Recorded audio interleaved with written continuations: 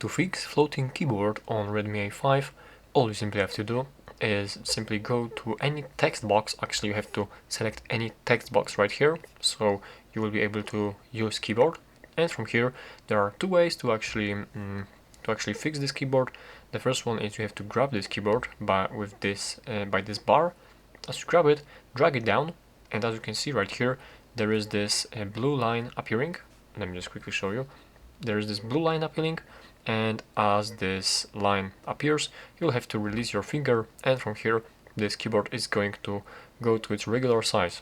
And the second way to actually fix this floating keyboard is you can simply press these four squares on the top right corner, top left corner actually, and here you can actually set up these are the settings for the keyboard. So simply here you can find floating. It is barely visible right here because it's so small, but as you press this one, you'll be able to find this setting right here, and you can toggle the keyboard on or off, this floating mode basically. So that's how you can do this.